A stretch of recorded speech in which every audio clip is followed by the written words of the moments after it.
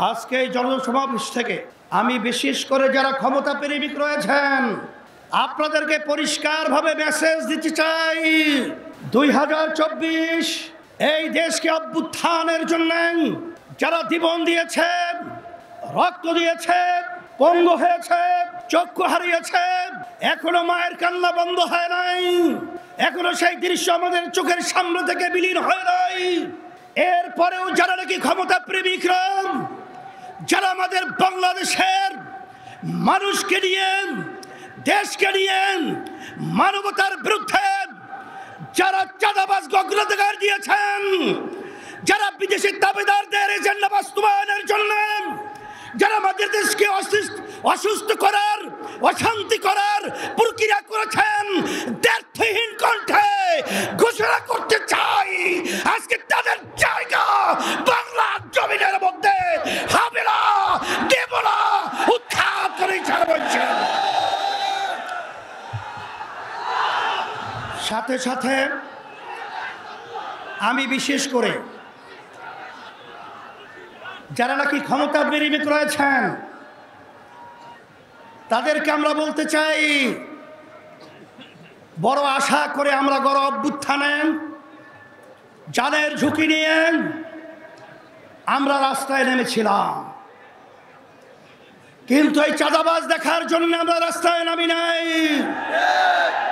মানুষকে খুন হবে এর জন্য আমরা রাস্তায় নামে নাই। আমাদের দেশের ভিতরে আবার অশান্তি তৈরি হবে এই জন্য আমরা রাস্তায় জীবন দেওয়ার জন্য নামি নাই। আজকে আপনারা দেখে নেন, যারা ক্ষমতা প্রেমিক রয়েছেন আজকে সারা বাংলাদেশের আজকে মানুষের অবস্থান তাকিয়ে তাকিয়ে দেখেন যে আজকে এই সমাবেশ থেকে চাঁদাবাজদেরকে না শব্দ বলে বাংলার জমিন থেকে উৎখাত করবে। আজকে যারা এদেশের টাকা বিদেশে পাচার করার প্রক্রিয়া করছেন তাদেরকে আজকে না বলে বাংলাদেশের জনগণ আপনাদেরকে প্রত্যাখ্যাত করবে। সাথে সাথে আজকে আমি সকল গুদার্থ আহ্বান জানাবো, আমাদের দেশ নিয়ে বিভিন্ন ষড়যন্ত্র চলছে, যদি আমরা একাকার হয়ে যারা দেশ প্রেমিক রয়েছেন, যারা ইসলাম প্রেমিক রয়েছেন, যারা মানবতা প্রেমিক রয়েছেন, আমাদের যদি আওয়াজ তুলতে পারি, এক মালিক 10 চোরাও আমাদের ঘরের সম্পদ, আমাদের দেশের সম্পদ, আমাদের জান নিয়ে ছিনিমিনি করতে পারবে না ইনশাআল্লাহ।